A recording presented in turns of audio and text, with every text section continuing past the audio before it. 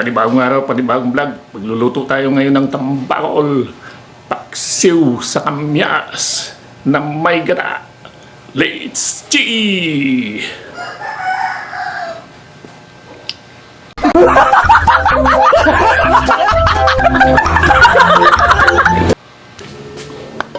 Ito na doon ang ating lulutuin na tambakol, paksiw sa kamyas na may gata. Yan.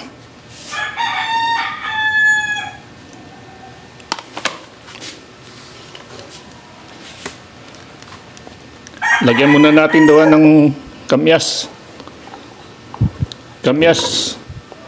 Kukunti lang ang kamyas ngayon, kaya hindi siya sapat. Pwedeng maglagay ng kamyas. Halimbawa, 1 kilo ang inyong isda, 1 kilo din na kamyas. Okay lang yun. Ito ngayon, kunti lang yung ating kamyas, kaya medyo tipid-tipid muna sa kamyas. Ayan. Dahil kamyas pa lang yan, ulam na.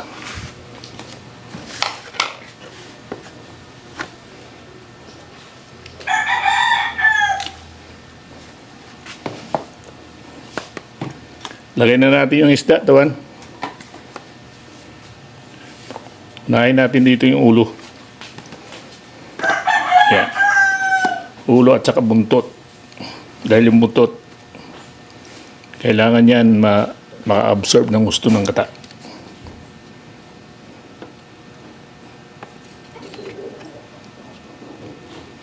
Yan, tawan. Nilagay na natin lahat. Lagay na natin yung ibang kamyas. Kung sa Batangas ito, tawag nila kalamyas. Kalamyas, kalamansi.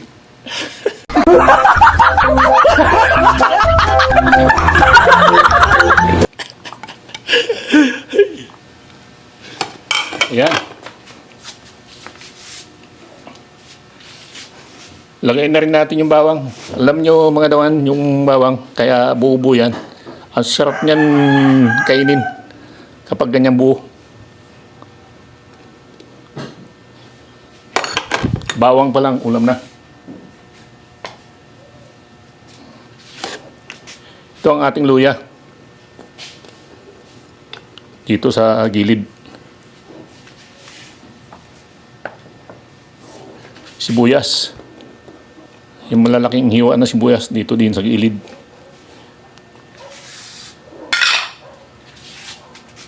Iba din yung pino.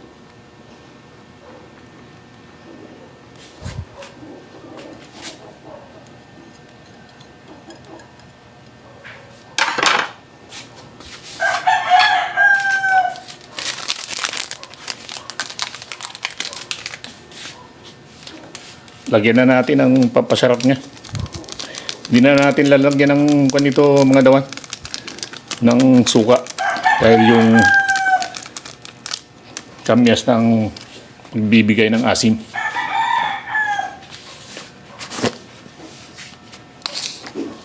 Lagyan na rin natin ng asin.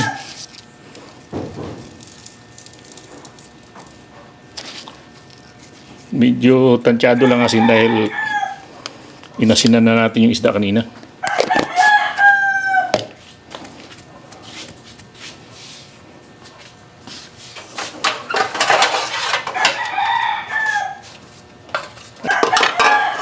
Ayan mga dawan, buksan na natin yung apoy sa kalan.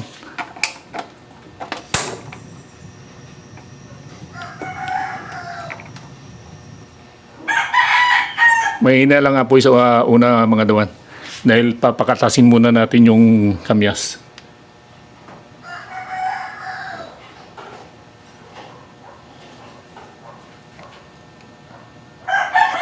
Walang tubig yan mga dawan. Kundi yung katas lang ng isda at saka ng kamyas ang papalabas natin, kaya mahina lang ang apoy. O, takpan na natin dawan. Dawan kung anong kalagayan ng ating niluluto. Ayan mga dawan, tingnan nyo.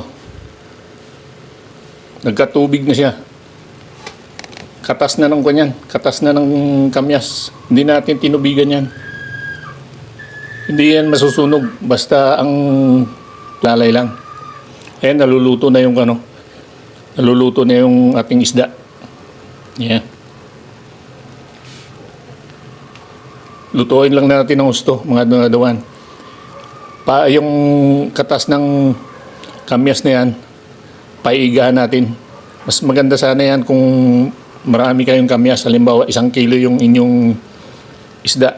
1 kilo din na kamyas. Pwede po yun.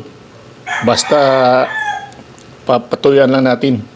Pag natuyuan po kasi yan, yung asim ng kamyas, mapupunta lahat dun sa ating isda. Yan. Takpan natin ulit mga dawan. Ayan. Dumadami pa mga dawan yung ganyang katas. Ibig sabihin yan yung kamyas ay matubig pa. Patutuyan natin ng gusto yan bago natin lagyan ng gata.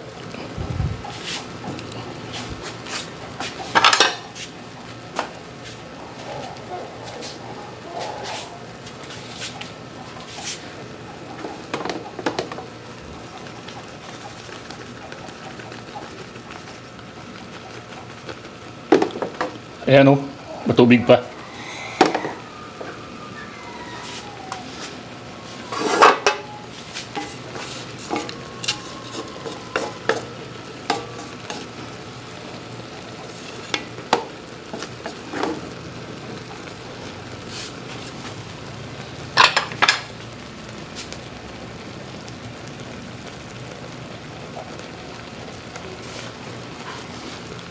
Ayan mga dawan. Patutuyan natin ng gusto. Simpleng luto lang yan. Pero masarap yan. Taob ang kanyan, ang isang kalderong bahaw.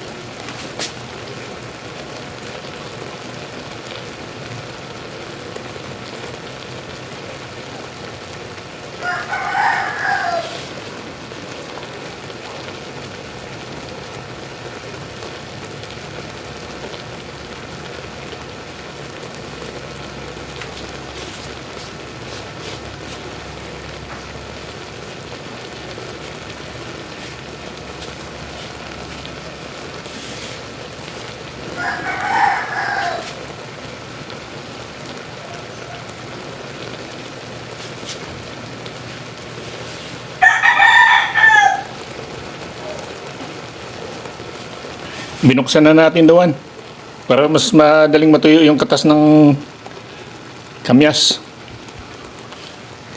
Steady lang natin ganyan bukas. Luto na naman yung ating isda eh.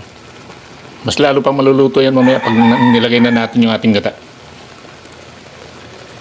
Yan, panuorin nyo lang yung ganyan. Amaya-amaya, iga na yan. Lalagay na natin yung gata.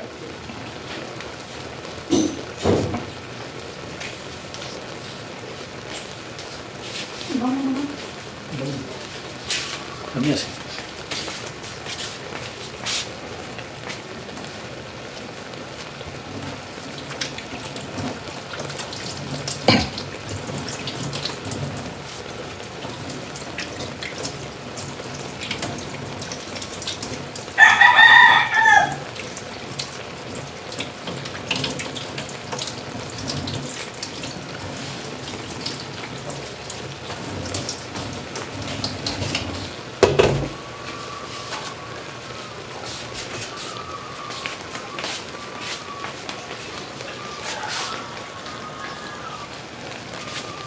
Ang pangubangon niyan dawan. Pag naamoy niyo lang oh. Wala pang kanyan, wala pang gata. amoy na amoy yung bango ng kamyas at saka yung mga ibang ingredients niya. Matatak ka magkakagad sa bango. Ayan dawan, ang tabay lang. Tignan natin ulit mga dawan. Yun. Sumasagit-sit na. Iba na yung tunog ng kanyang sabaw.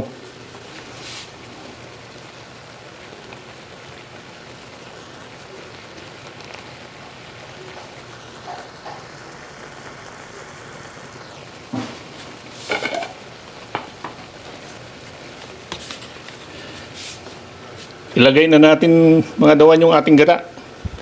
Alam nyo dawan, ang ating gata ay kahapon ko pa sana lulutuin ito. Yun nga lang, nag-brown out dito sa amin maghapon. Kaya ayan, ganyan yung nangyari sa ating gata. Lumapot siya. Ang tawag niyan ba? Alam nyo naman ang gata. Kapag hindi nagamit ka agad, lumalapot. Nagsasago-sago.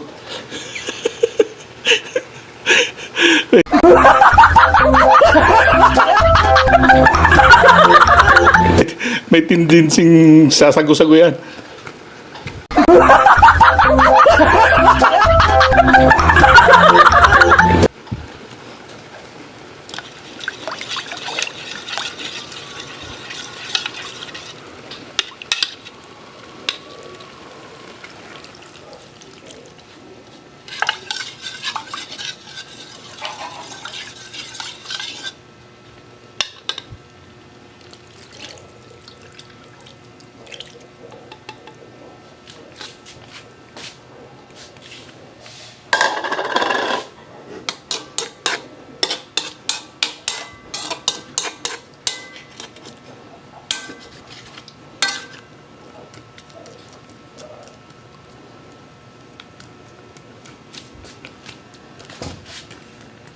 Ayan daw ano, tignan nyo yung ating gata. Dahil na-stack. Ganyan talaga ang gata, mga dawan. Pag na-stack, nagsasago-sago.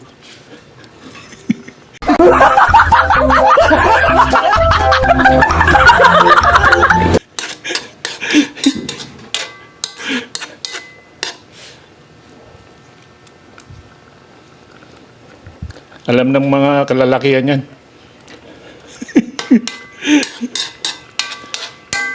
Ayan mga dawan. Takpan na natin.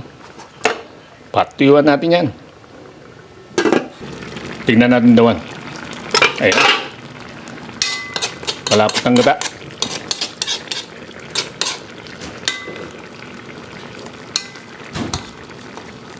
Ayan o.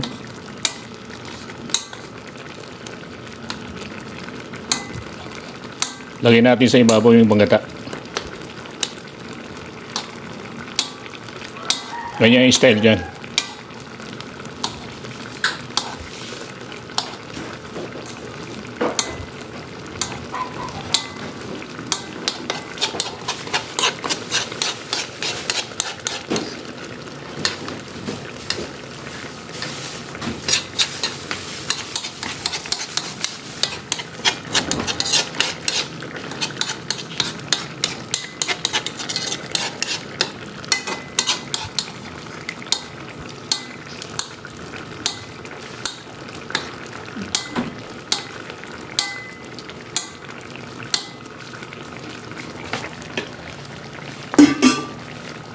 Lagay na natin mga dawan yung ating siling haba. Yan. Mas lalong babango yan mga dawan. Takpan na natin. Mga dawan. Iyon. Tayo nyo yan mga dawan. Lapot na yan oh. Sus. Tinatawag na sabaw pa lang ulam na. Kamyas pa lang ulam na. Lalo na yan pag napakadaming kamyas. Kulang ng kamyas natin ngayon. Kunti lang bunga. Naubos na yung bunga niyang madami. Yan, tingnan niyo mga dawan. Ang lapo to.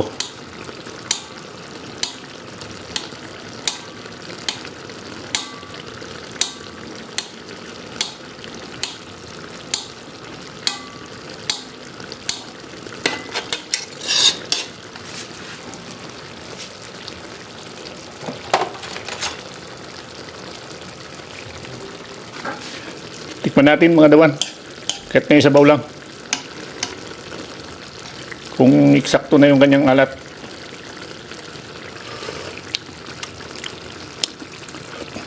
Oh. Sarap na sabaw. Manamis-namis. Dahil sa gata, matamis-tamis siya. Bago yung kanyang aroma, bago lang natin nilagay yung kwan. Humalo pa yung bango ng kanyang yung siling haba. Kaya mga dawan, try nyo. Talagang mapapadami kayo ng kain kapag ganito ang inyong niluto. Kaya mga dawan, hindi na natin paigahan. Thank you for watching. Bye-bye!